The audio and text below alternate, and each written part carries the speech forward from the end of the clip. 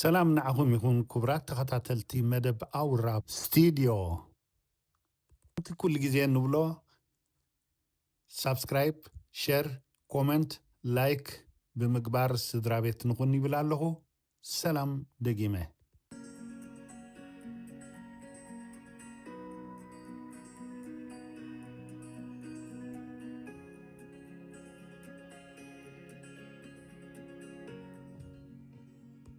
እዚ ብደላይ ፍትሕን ህዝቢ ኤርትራን ዓብዪ ተስፋ ተነቢሩሉ ዝነበረ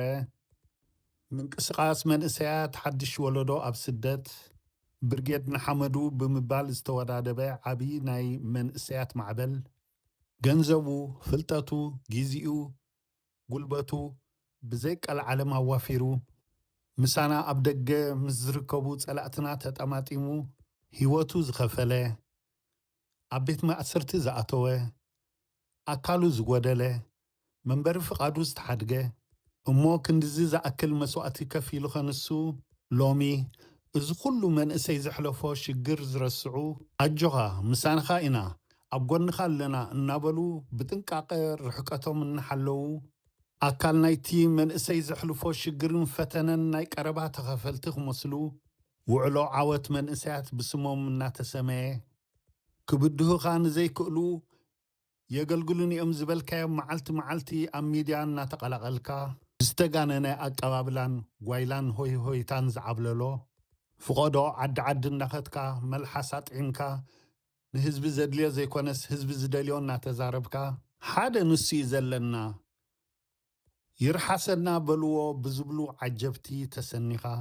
ብእንግድዓ መንእሰያት ሰዊትካ ዘዕበኻዮ ስምን ዝናን ነዚ ከም ጽቡቕ ኣጋጣሚ ወሲድካ ግን ዝሓለፈ ጌጋኻ ኣብ ክንዲ ምእራም ሓፍከ በላስ ገለበላ ከም ዝበሃል ብዙሕ እውን ኣይሰጎምካን እሞ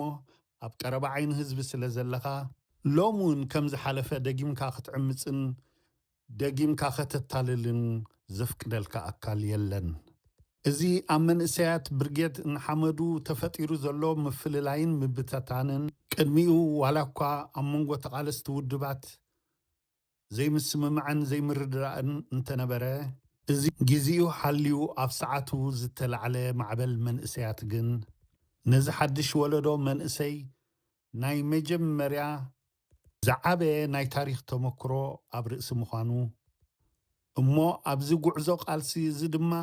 መንእሰያት ስለ ዝተሰውእሉ ኣካሎም ስለ ዝኸፈሉሉን ስለ ዝደኸሙሉን ነዚ ሓድሽ ወለዶ ብሓላፍነት ክመርሐ ኢሉ ዕድል ዝረኸበ ስልጣኑ ተጠቒሙ ብቕንዕና ንዝመርሕ ይኹን ብውዲት ንዘባላሹ ንኩሉ ከከም ናቱ ከከም ዝሰርሖ ነቲ ብኣወንታ ነቲ ድማ ብኣሉታ ዘሰክሞም ሓላፍነት ከቢድ ከም ዝኾነ ኣይንርስዕ ሕሉፍ ሓሊፉ ኣብ ውሽጢ ኢትዮጵያ ኮንካ ዝግበሩ ዘለዉ ግፍዕታት በቶም ባዕሎም ንነብሶም ዝሾሙ ሓለፍቲ ናይቲ ግንባር ኢና ዝብሉ ኣብ ልዕሊ ናይቲ ግንባር ኣንጻር እዮም ንዝበልዎም ተቓለስቲ ስደተኛታት መንእሰያት ኣሕዋትና ስደቶምን መከረኦምን ከይኣኽሎምስ ክፈርሁን ክርዕዱን እሞ ውሕስና ሰላም ንኸይስምዖም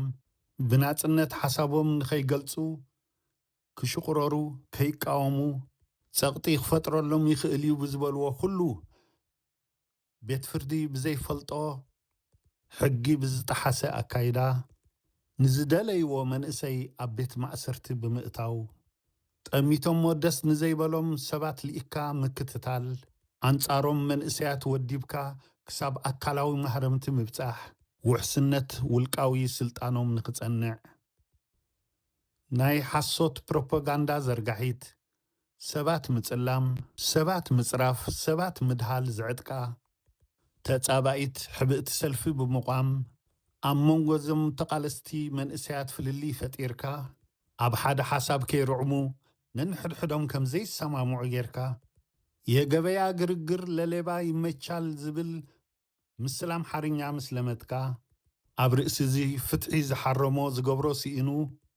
ምርድዳእ ሲኢኑ ቋንቋኡ ዝተሓዋወሶ ህዝቢ ዓቕሚ ሃሊካ ሳብ ክንዲ ምሕጋዝ መገዲ ፍትሒ ምምራሕ መራሒ ናይ ምዃን ህርፋን ጥራይ ስለ ዝሃለወካ እሞ ስምዒትካ በዚ ስለ ዝተገዝአልካ ተወዲቡ ዝነበረ ቃልሲ መንእሰያት ክትብትን ህዝቢ ኤርትራን ደጋፊ ህዝቢ ኤርትራን ኣንቢሩሉ ዝነበረ ተስፋ ከተብንን ኣብዚ ሕጂ ምረት ህዝብና ኣብ ጫፍ ኣብ ዝበፅሓሉ ግዜ ልቢ ህዝብን ልቢ ተቃላሳይን ክንዲ ምንታይ ከም ዝተሰብረ ንምግማት ዘሸግር ኣይኮነን። ዝገበርኩም ጌርኩም ብዝገበርኩምዎ ጸቕጢ ብዝፈጠርኩምዎ ጽልዋ ተጠቂምኩም ኣብቲ ትደልይዎን ትምነይዎን ዝነበርኩም ናይ ሓላፍነት ደረጃ ምስ በጻሕኩም ነዚ ዕድል እዚ ተጠቂምኩም ነዚ መንእሰይ ናብ መንገዲ ፍትሒ መሪሕኩሞ ነርኩም እንተትኾኑ ናይ ዝሓለፈ ጌጋኹም ከይጸብጸበ ኩሉ ህዝቢ ኣብ ጎንኹም ከም ዝዓስል ዘጠራጥር ኣይነበሮን። ኩሉ እቲ ሕጂ ትኸድዎ ዘለኹም ኣካይዳ ግን ኣብታ መጻኢት ኤርትራውን ከይተረፈ ክትገብርዎ ዝሃቀንኩሞ እታ ናይ ቃልሲ መንነትኩም እትሕብር ዘንጊ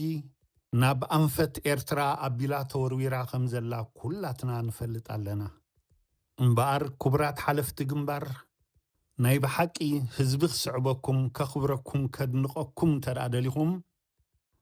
ነዚ ፋሕብትን ኣቢልኩሞ ዘለኹም መንእሰይ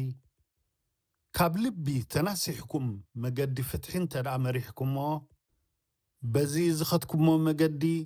ዘተኣሳሰረኩም ናይ ረብሓ መሳልል እንተልይውን ስምዒታትኩምን ድሌታትኩምን ቀቲልኩም ናብ ህዝቢ እንድሕር ደኣ ተመሊስኩም ህዝቢ ኤርትራ ንዘለኣለም ካብ ከኽብረኩም ዝበልፅ ነገር የለን። እዚ እንተዘይኮይኑ እዚ ትገብርዎ ዘለኹም ዓመፅ ንዓና ንህዝቢ ኤርትራ መሪሩና እዩ። ሓድሽ ነገር ኣይኮነን። ሕጂ ሓድሽ ነገር ኢና ንደሊ፣ ሓቂ፣ ፍትሒ፣ ሰላም እምበኣር ብዛዕበየ ፈጣሪ ናብ ልብኹም ይምለስኩም። ታንኪዩ።